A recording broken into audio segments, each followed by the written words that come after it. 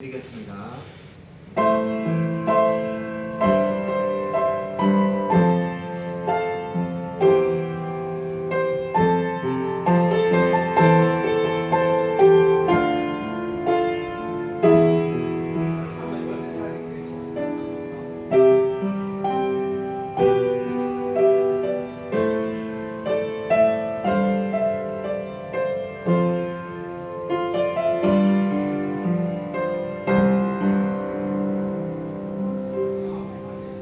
하나님 아버지 감사를 드립니다. 주님께서 함께 하셔서 우리를 주님 앞에 불러주시고 또 하나님께 예배드릴 수 있게 해주심을 감사를 드립니다.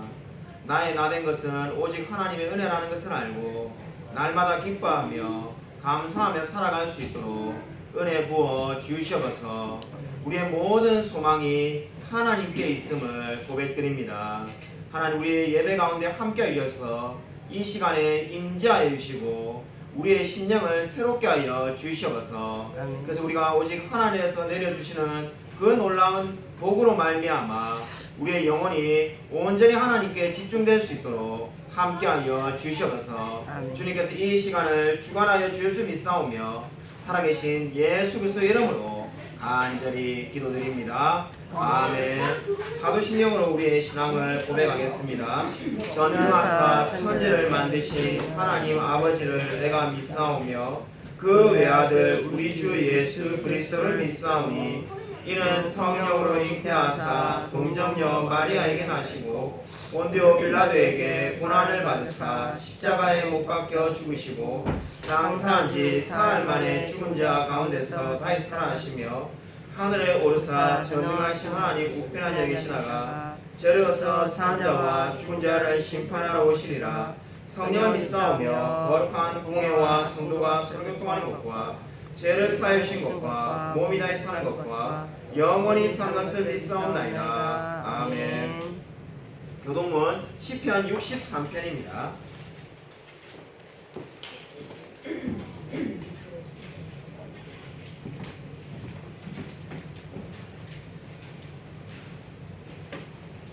교동문 시편 63편 구약성경 846면에 있습니다. 구약성경 846쪽 시편 63편 1절부터 끝절까지를 제가 한 절, 성도님들 한 절 교독하겠습니다.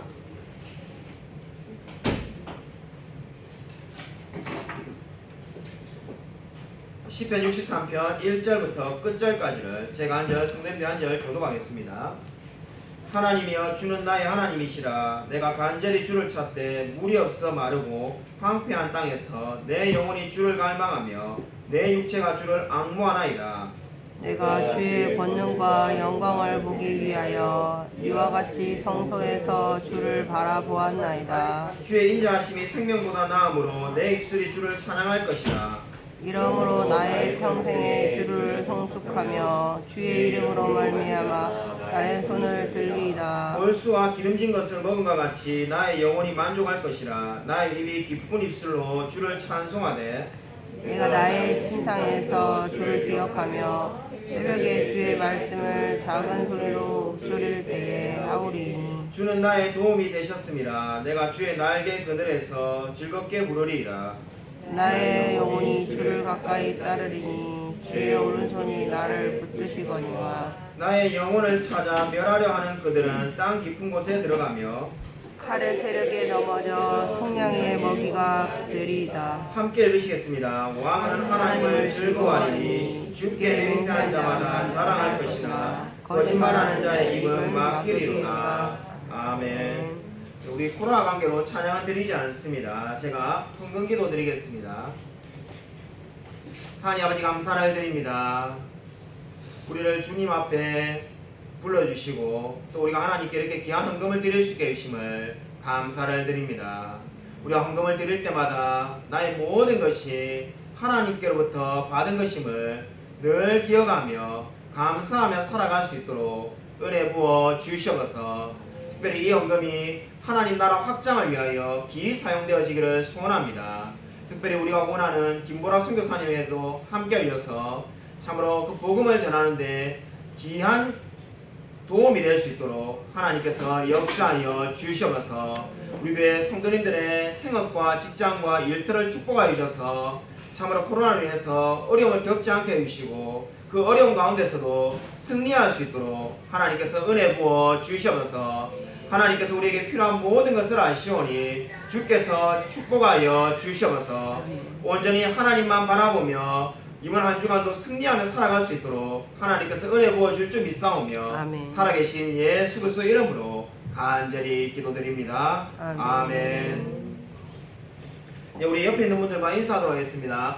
네, 한 주간 평안하셨습니까? 인사하도록 하겠습니다. 네, 우리 교회 소식 전하도록 하겠습니다. 이번 주부터 우리 주일 오전 9시에 주일학교 예배를 드렸습니다. 조금 전에 드렸는데 참 몇 달 만에 감사하게 예배를 드렸습니다. 그래서 이번 주부터 주일학교는 이제 제가 하지 않고 우리 김용성 목사님께서 담당해 주시기로 했습니다. 그래서 우리 한번 여기 김용성 목사님 계신데 한번 감사의 박수로 한번 드리도록 하겠습니다.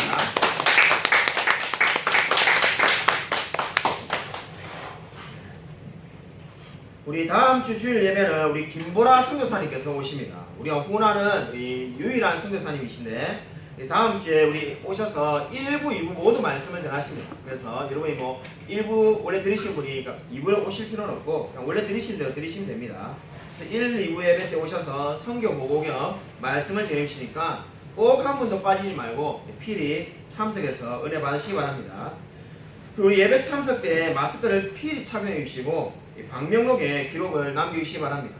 우리 시청에서 전화가 왔는데 오늘 예배 때 오신다고 했는데 이 1부 예배든 2부 예배든 오시는 대로 오시라고 했는데 아마 2부 예배 오신 것 같습니다. 안 오셨는데 우리 공무원께서 오신다고 했는데 그래서 여러분 이건데 뭐 오셔도 우리가 상관이 없는 게 우리가 다 잘 지키고 있으니까 전화 통화상에도 이야기했습니다만은 체온도 재고 있고 권하는 모든 권장하는 방법대로 다 하고 있습니다.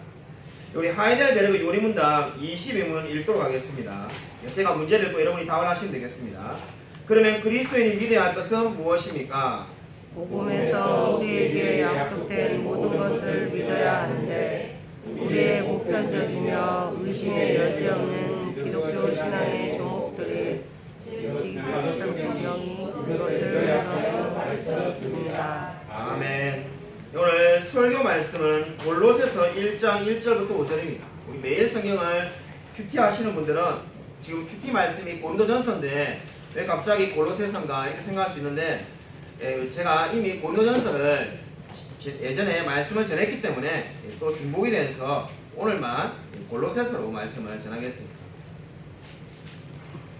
골로새서 1장 1절부터 5절입니다. 신약성경 324면에 있습니다. 신약성경 324쪽 골로새서 1장 1절부터 5절까지를 제가 한 절, 성도님들이 한 절 교독하도록 하겠습니다. 신약성경 324쪽에 있습니다. 골로새서 1장 1절부터 5절입니다. 하나님의 뜻으로 말미암아 그리스도 예수의 사도된 바울과 형제 디모데는 골로새에 있는 성도들 곧 그리스도 안에서 신실한 형제들에게 편지하노니 우리 아버지 하나님으로부터 은혜와 평강이 너희에게 있을지어다. 우리가 너희를 위하여 기도할 때마다 하나님 곧 우리 주 예수 그리스도의 아버지께 감사하노라. 이는 그리스도 예수 안에 너희의 믿음과 모든 성도에 대한 사랑을 들었으며 함께 읽으시겠습니다. 너희를 위하여 하늘에 쌓아둔 소망으로 말미암음이니 곧 너희가 전에 복음 진리의 말씀을 들은 것이라. 아멘. 오늘 설교 말씀은 하늘에 쌓아둔 소망이라는 제목을 가지고 말씀을 전하겠습니다. 신학교에 가면은 그리스도에 대해서 배우는 과목을 기독론이라고 합니다.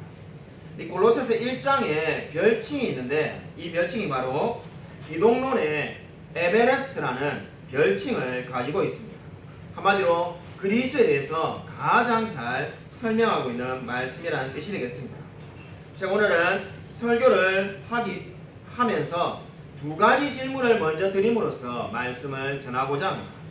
첫 번째 질문은 우리가 골로새서는 누가 지었는지는 아마 다 알고 계실 겁니다. 바울이 썼죠. 그게 질문이 아니라 첫 번째 질문은 골로새 교회를 세운 사람은 누구일까요? 하는 질문입니다. 골로새 교회는 누가 세웠을까요?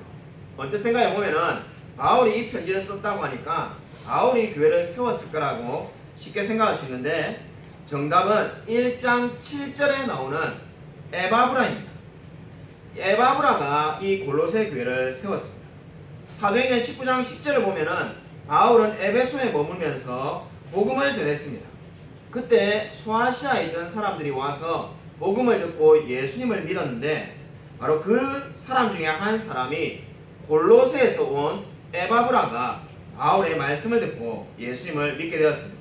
그리고 다시 골로새에 돌아와서 교회를 개척하게 되었는데 그 교회가 바로 골로새 교회입니다. 우리가 이 에바브라에 대해서 꼭 기억해야 될 것은 에바브라는 빌립보서 2장에 나오는 좀 더 유명한 사람, 좀 더 우리가 익숙한 에바브라 디도라는 사람과 같은 사람이 아닙니다. 어떤 생각해 보면 이름이 에바브라고 에바브라 디도니까 같은 사람이겠거니라고 생각할 수 있는데 같은 사람이 아닙니다. 근데 물론 성경 읽다 보면은 같은 사람으로 오해하기 쉬운 것이 두 사람이 성품도 비슷하고 여러 가지 비슷해 보이니까 같은 사람으로 오해하기가 쉽습니다. 그러나 같은 사람이 아니라는 것을 꼭 기억하시기 바랍니다. 한 절 한 절 말씀을 구체적으로 살펴보기 앞서서 두 번째 질문을 여러분에게 드리고자 합니다. 골로새 교회는 몇 명의 성도님이 모이는 교회였을까요? 제가 골로새서를 성도님들과 같이 성경공부를 할 때 이렇게 질문을 드리면은 두 부류의 대답을 듣게 됩니다. 첫 번째 한 부류의 대답은 몇 명 모이는지 모르겠다는 겁니다. 골로새서를 아무리 읽어봐도 몇 명이 모였다 이런 말은 없으니까 모른다라고 대답하는 분들이 있습니다. 그리고 두 번째 부류의 분들이 있는데 그래도 목사님이 물어보는데 맞장구를 좀 치주면 안 되겠나 이래가지고 뭐 이렇게 숫자를 이제 100명, 200명, 300명 이야기하기 시작합니다. 가장 많이 나오는 숫자를 들어보면은 200명에서 300명입니다. 아마 그게 우리 성도님들이 생각하는 어느 정도 평균치 정도 되는 교회의 모습인 것 같습니다. 아마 200명, 300명이라고 대답하는 분들의 그 이야기를 들어보면은 1세기 때는 지금처럼 10만 명, 20만 명 되는 교회는 모일 수가 없었을 거고 인구수가 작으니까요. 근데 그래도 사도 바울의 제자, 그 사도의 제자인데 에바브라가 목회를 잘 해가지고 200~300명은 안 모였겠나 이렇게 해서 그런 대답을 했다고 합니다.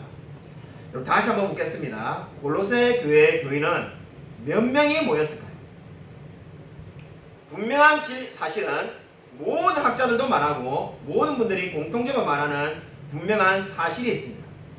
사도 바울이 서신으로 보낸 서신을 받은 교회 중에 가장 작은 교회가 골로새 교회였습니다. 그럼 숫자는 얼만큼인가? 제가 방금 말씀드린 이것은 확실한 사실이고 숫자는 이제 추정치인데 여러 견해가 있습니다만은 상당수의 학자들이 15명 내외였을 거라고 봅니다. 저도 그 견해를 지지합니다. 그러니까 골로새 교회는 이름은 크다는 뜻입니다. 골로새의 원어의 의미가 크다는 뜻인데 실제로 교회는 작은 교회였습니다. 사도 바울의 편지를 받은 교회 중에 가장 작은 교회가 바로 골로새 교회였습니다. 그러니까 현대적으로 표현하면은 교회 이름이 향남 큰 교회 이렇게 이름을 지었는데 실제로 조그마한 대척교회라는 거죠. 여러분 저는 이번 주에 말씀을 묵상하면서 이 골로새 교회가 우리 넘치는 교회랑 상당히 흡사하다는 생각을 많이 가지게 되었습니다. 그렇지 않습니까? 에바브라가 개척을 하였고 아주 적은 숫자의 사람들만 모이는 교회였습니다. 그러면 오늘 이 말씀을 주목해 보십시오. 오늘 이 바울은 가장 작은 교회, 적은 숫자의 교회에 대해서 지금 편지를 보내고 있습니다. 여러분 1, 2절을 보시면은 바울이 인사말을 하고 있습니다. 그 인사말 속에서 아주 중요한 영적인 진리가 있습니다. 오늘 이 인사말 속에서 초대 교인들이 스스로를 어떻게 여겼는지를 우리가 알 수가 있습니다. 현대 교인들은 우리가 스스로 어떻게 생각합니까? 그리스도인이라고 스스로 생각합니다. 그리스도인이란 말이 가장 널리 쓰이는 말이죠. 그러나 성경을 보면은 그리스도인이라는 말은 우리가 너무나 잘 알려져 있는 사도행전 11장 26절에 제자들이 안디옥에서 비로소 그리스도인이라는 말을 일컬음을 받았다는 그 말씀을 제외하면은 2번밖에 나오지 않습니다. 근데 그 2번 중에 한 번이 어떤 상황이냐면은 사도행전 26장 28절에 아그리빠 왕이 바울을 향해서 너가 적은 말로 나를 권하여 그리스도인이 되게 하려 한다라고 말을 하면서 부정적인 의미로 사용되었습니다. 그리고 또 한 번의 경우가 베드로전서 4장 16절처럼 만일 그리스도인으로 고난을 받으면이라는 말씀에서 사용되었습니다. 그때 베드로전서 4장 16절에 나오는 만일 그리스도인으로 고난을 받으면이라는 말은 그냥 평범한 말씀이 아닙니다. 그 말씀은 당시의 재판에 그리스도인이 붙여지고 형벌을 받을 때에 기소문으로서 지금 이야기를 하고 있는 겁니다. 한마디로 말해서 그리스도인이라는 것이 어떤 의미로 성경에 사용되고 있습니까? 부정적으로 당시에 사람들이 사용했다는 겁니다. 당시의 사람들은 그리스도인을 조롱하고 경멸하는 의미로 사용하였습니다. 그러면은 스스로는 어떻게 여겼습니까?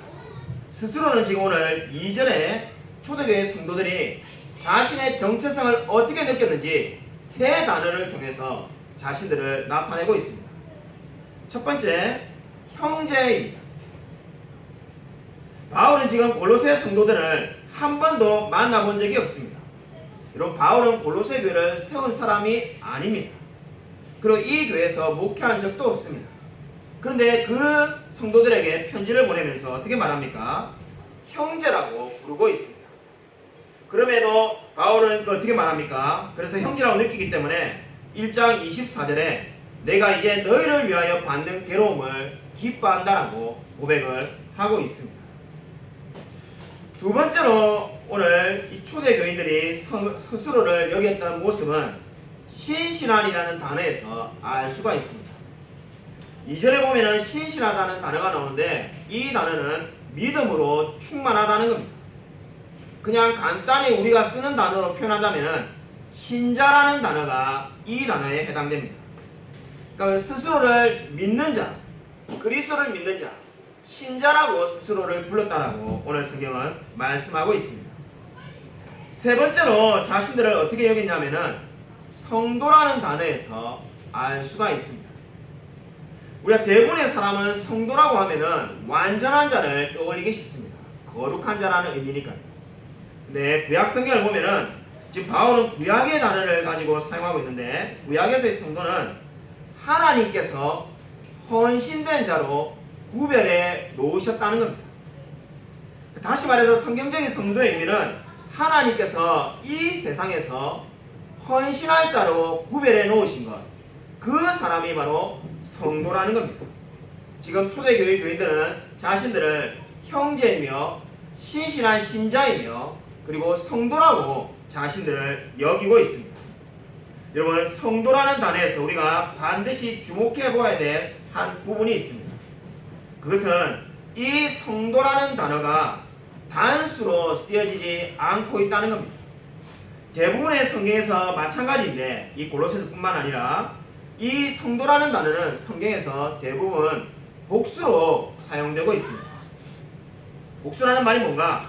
성도가 아니라 성도들이라는 표현으로 늘 사용된다는 겁니다. 지금 골로새서에서도 마찬가지입니다. 성도들이다라고 지금 말씀을 하고 있습니다.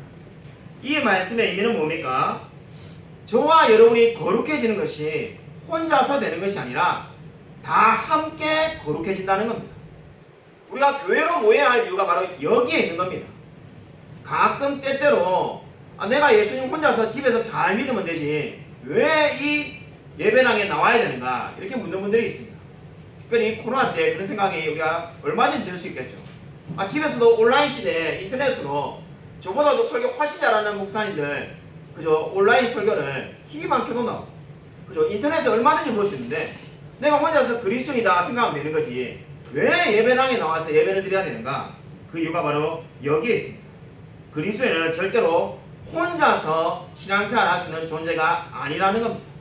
저와 여러분은 성도들로 부르심을 받았습니다. 그렇기 때문에 감리교회 창시자 웨슬리가 말한 것처럼 외로운 그리스도인이란 말처럼 비성경적인 단어는 없습니다. 그리스도인은 절대로 외로운 그리스도인이 될 수가 없습니다. 왜 그렇습니까? 우리는 다 함께 공동체로 부르심을 받았기 때문입니다. 여러분, 이 진리를 꼭 기억하시며 믿으시기 바랍니다. 아멘. 그럼 오늘부터 우리가 주일학교 예배를 다 하시게 드리게 되었습니다. 얼마나 감사한지 모릅니다. 우리 김용성 목사님께서 주일학교 예배를 담당하기로 하셨는데 참으로 너무나 감사를 드리고 있습니다. 우리 코로나로 인해서 몇 달 동안 예배를 제대로 못 드리고 어려움이 많이 있었습니다. 솔직히 저는 처음에 재정이 염려되었어요. 우리 재정부장 집사님에게 헌금이 얼마나 들어옵니까? 라고 몇 달 전에 물은 적이 있었는데 제가 평상시에 아예 그런 질문을 하지도 않습니다. 그런데 이제 코로나라서 제가 한번 그 질문을 드리니까는 절반도 안 들어온다는 이야기를 듣고 근심이 되더라고요. 근데 막상 이렇게 지나놓고 보니까는 재정은 큰 문제가 아니었고 정작 가장 문제는 우리가 어린 영혼들을 많이 잃었다는 겁니다. 우리 교회의 제일 큰 장점이 개척한 이후로 주일학교였습니다.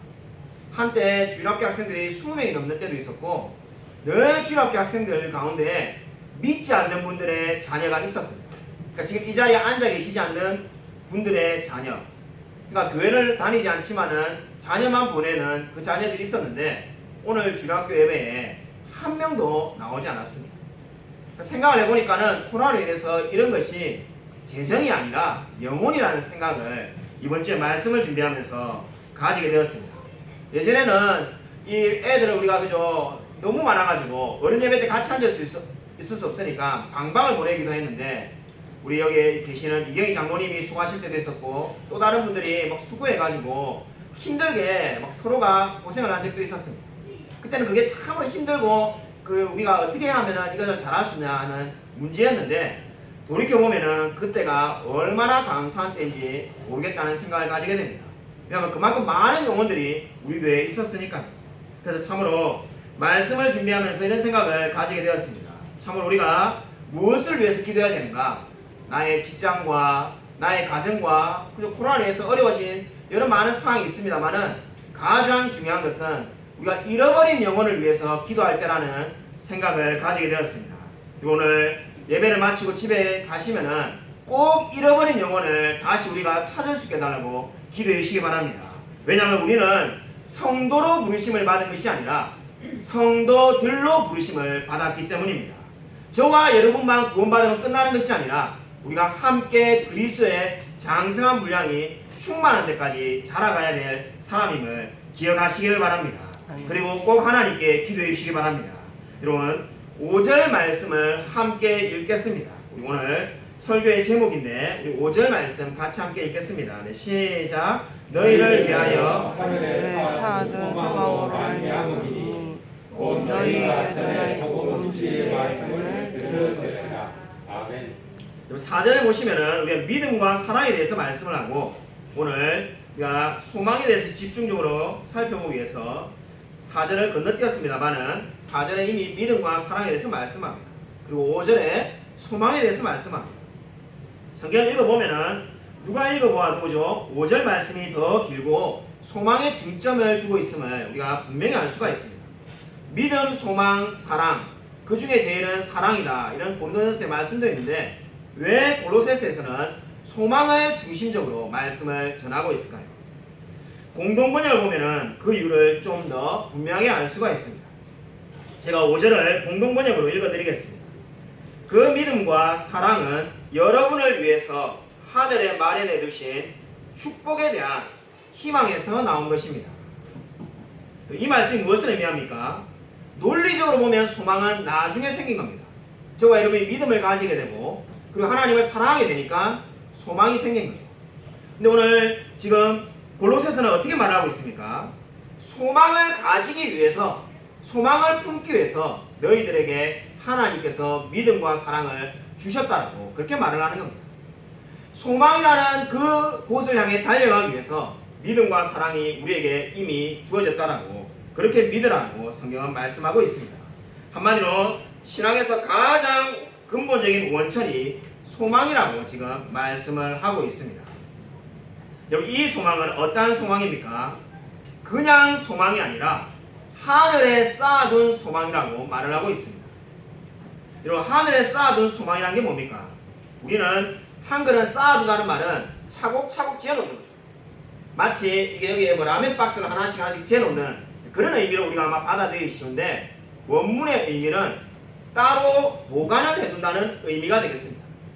그러니까 저와 여러분에게 있는 그 소망을 지금 하늘에 따로 보관을 해두었다는 겁니다. 그럼 이건 뭘 말할까요? 그러니까 많은 분들이 성경 읽을 때 하늘에 쌓아둔 소망을 천국이라고 이해하시더라고요. 그냥 막 소망이 나오면은 당연히 내가 갈 천국, 그 천국이겠죠. 근데 말씀을 곰곰하게 읽어보면은 이게 천국이 될 수 없다는 것을 알 수가 있습니다. 왜냐하면은 따로 보관해두고 있는 건데 그 천국을 어디에 따로 보관하겠습니까? 천국 안에 지금 따로 보관하고 있다는 거 아니겠습니까? 그러니까 지금 이 하늘에 쌓아둔 소망은 천국 그 자체를 말하는 것이 아니라 새하늘과 새 땅에서 저와 여러분이 앞으로 받게 될 지금 복을 이야기하는 겁니다. 그 복이 무엇입니까? 구체적으로 말해서 저와 여러분의 신자들의 부활과 받게 될 유업을 이야기하고 있는 겁니다. 그러니까 지금 바울은 골로새 성도들에게 너희들의 부활과 유업을 지금 바라보며 이 모든 어려움을 견디라라고 그렇게 말을 하고 있는 겁니다. 단 한 번도 만나본 적이 없는 자들, 자신이 그들을 가르치지도 않았고 목회하지도 않았지만은 그 영혼들을 생각하면서 부활과 받을 유업을 생각하며 이 모든 환난을 이기라라고 권면하고 있습니다. 그렇다면은 어떠한 상황이었길래 바울은 지금 이들에게 편지를 쓰자마자 첫 번째에서 지금 부활의 소망과 유업을 바라보며 이기라고 말을 하는 것일까요? 당시의 상황을 보십시오. 골로새는 우리가 너무나 잘 아는 라오디게아라는 도시와 히에라볼리라는 도시 옆에 있었습니다. 라오디게아 교회는 우리가 너무나 잘 알고 있죠. 라오디게아라는 도시는 큰 도시였고 히에라볼리는 온천으로 유명한 관광 도시였습니다. 그럼 골로새는 어떠한 도시였는가? 도시가 아니고 조그마한 마을이었습니다. 이 마을에 이 사람도 많이 살지 않는 이 마을에 두 가지 사상이 들어와서 이 지금 성도들을 괴롭히고 있었습니다. 첫 번째 사상은 유대주의였는데 그 유대주의는 바로 모든 구약에 있는 절기와 성일을 지켜야 된다는 겁니다. 그 신약 시대를 살고 있는데도 구약에 있는 모든 것을 지켜야 된다고 해서 성도들을 힘들게 만들었습니다.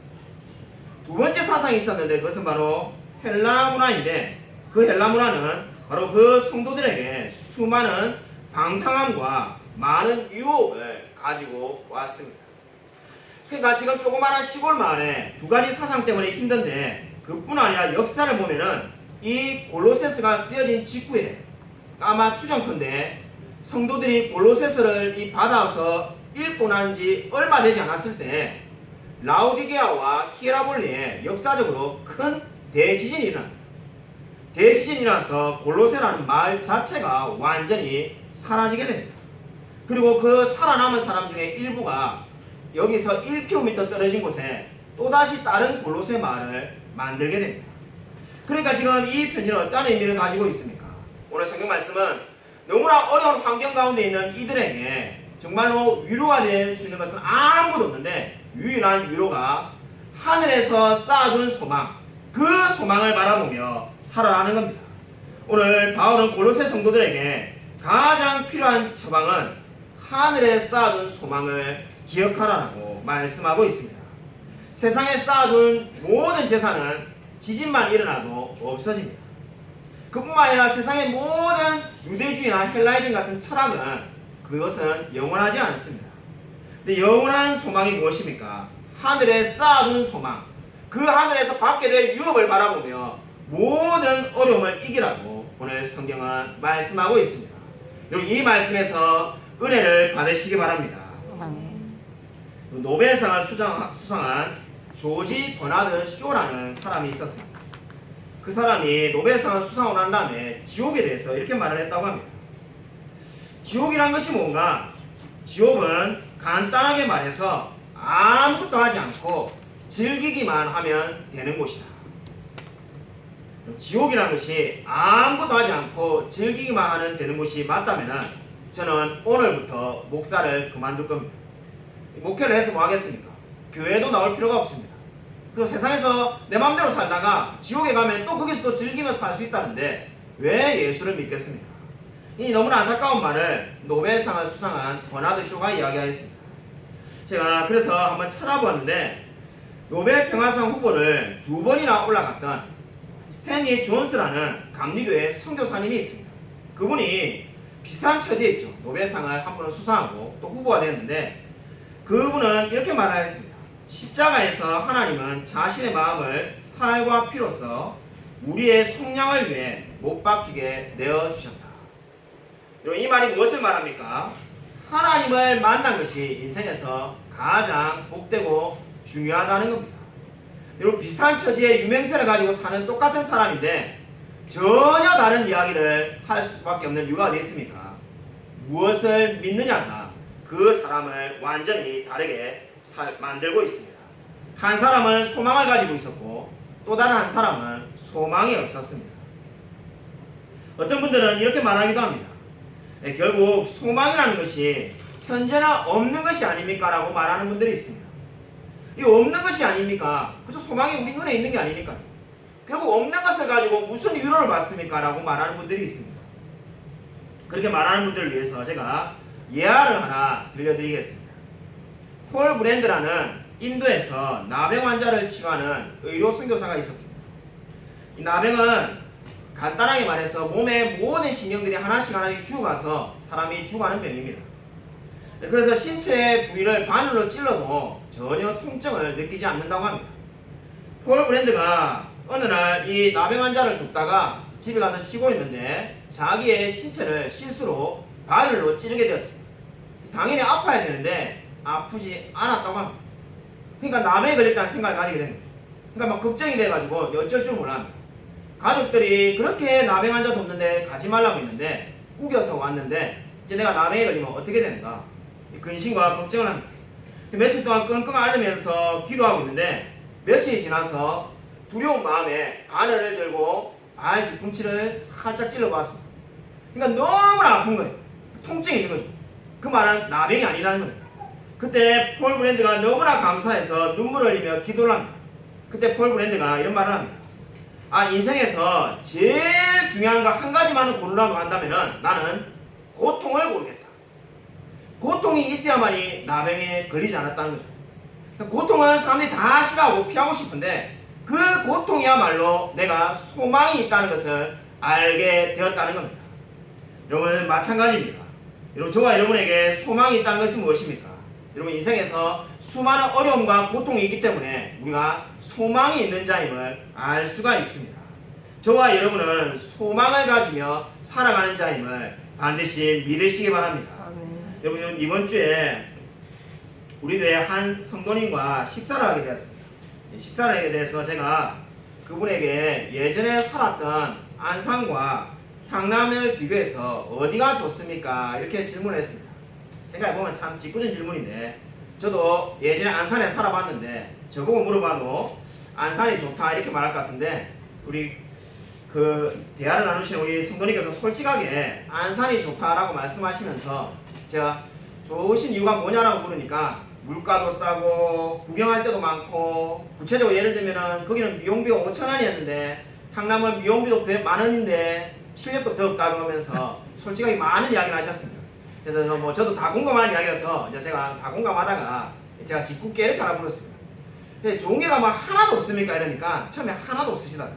그래서 이제 제가 그래도 뭐 좋은 거 하나 더 찾으면 있지 않겠습니까? 제가 이제 이렇게 여쭤보니까는 제가 솔직하게 말해서 거기서 말을 안 했습니다만은 자 그렇게 물어봤던 거는 좋은 거 하나라도 있지 않겠냐는 것은 그래도 우리 넘치원에 교회 와서 더 좋다 이런 대답을 보냈는데 이 그 대답이 안 나오고 제가 이게 힌트를 잘 못 드렸는지 그죠? 제가 이렇게 십자가를 이렇게 하면서 했어야 되는데 그런 말 안 하니까 좋은 점이 뭐냐 이렇게 한끗처럼 생각하시더만은 119가 집에서 가까워서 좋다 이렇게 우리 교회 앞에 119 소방서 있지 않습니까? 119 소방대가 있어가지고 그죠? 뭐 아프면은 소방차가 빨리 와서 좋고 불나도 바로 오니까 그게 좋다 이렇게 말씀하신 거예요. 제가 한번 크게 웃었는데 설교를 준비하면서 제가 가만히 생각해 보니까 이게 바로 인생이구나 이런 생각을 하게 되었습니다.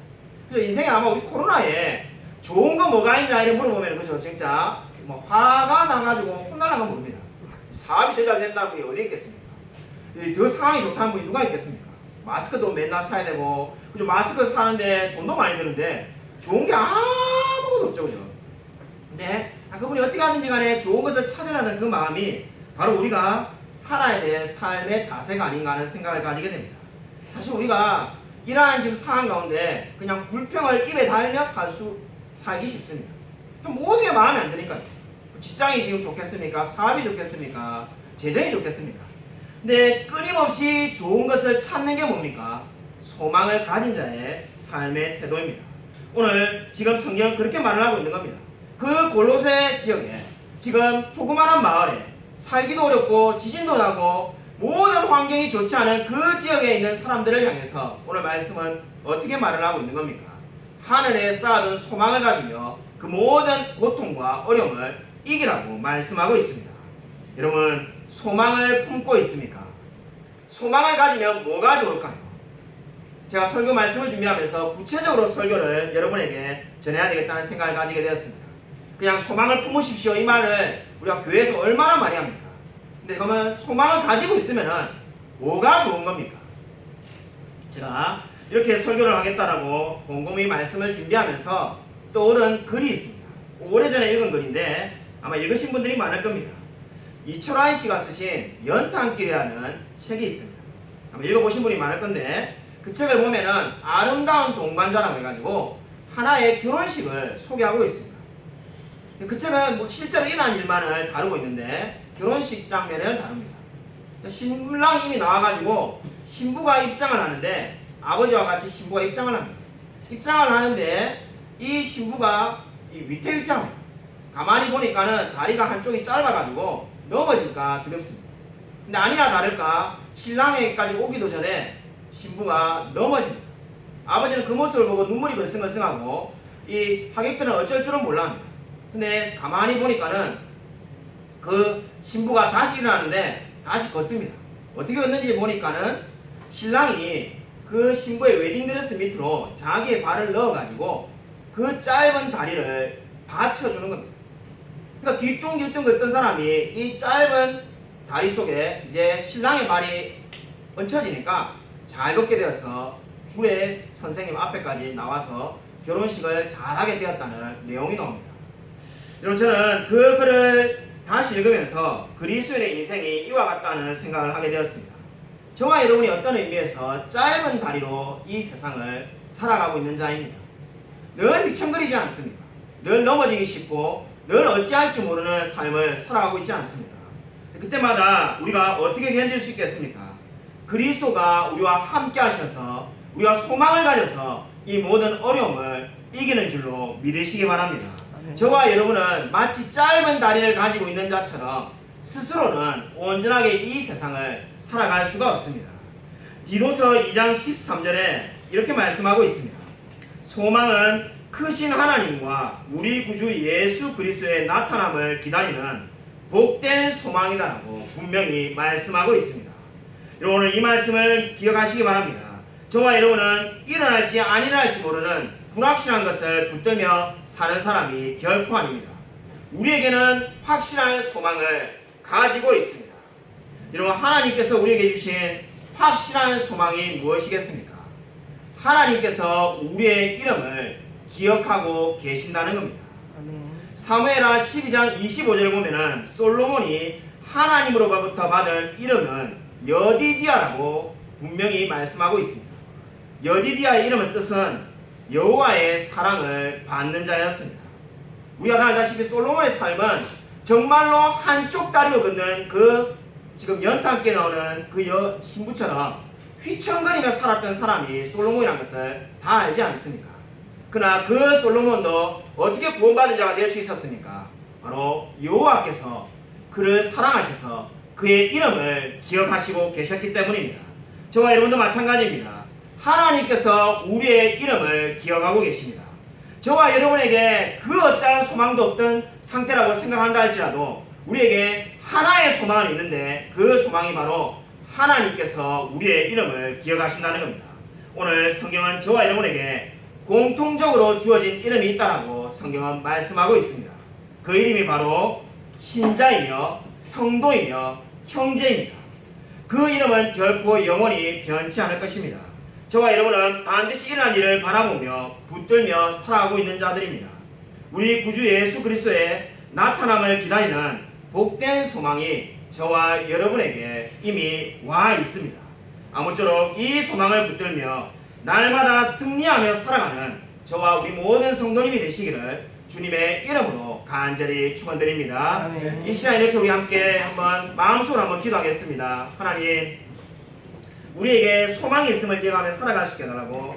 우리가 정말 코로나로 인해서 늘 불평하기 쉽고 늘 원망하기 쉽고 늘 정말 우리에게 좌절감과 어려움이 찾아온다 할지라도 우리는 하늘에 쌓아둔 소망을 가지고 있는 자임을 믿고 살아갈 수 있게 해달라고. 우리의 인생이 비록 한쪽 다리로 걷는 절름발이 같이 부족한 것이 많은 인생이라고 느껴질지라도 예수 그리스도와 함께하는 이 소망으로 말미암아 날마다 기뻐하며 날마다 감사하며 살아갈 수 있게 해달라고. 이 시간 우리 마음속으로 한번 1, 2분간 간절히 기도하겠습니다.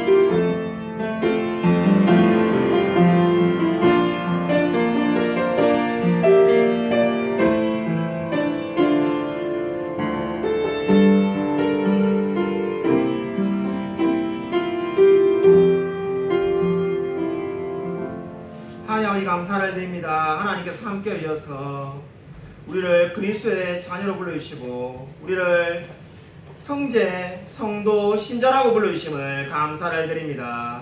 하나님께서 우리의 이름을 기억하고 계시는 것을 늘 기억하며 감사하며 이 세상을 살아갈 수 있도록 은혜 부어 주시옵소서. 우리 정말 세상에서 힘들고 괴로울 때마다 하늘에 쌓아둔 소망을 바라보며 날마다 기뻐하며 감사하며 살아갈 수 있도록 은혜 부어 주시옵소서. 우리가 다시금 이제 이 세상을 살기 위해서 세상으로 나아갑니다. 하나님, 오늘 말씀을 가지고 일주일 동안도 승리하며 살아갈 수 있도록 은혜 부어 주시옵소서. 우리의 삶 가운데 하나님께서 함께하여 주실 줄 믿사오며 살아계신 예수 그리스도 이름으로 간절히 기도드립니다. 아멘.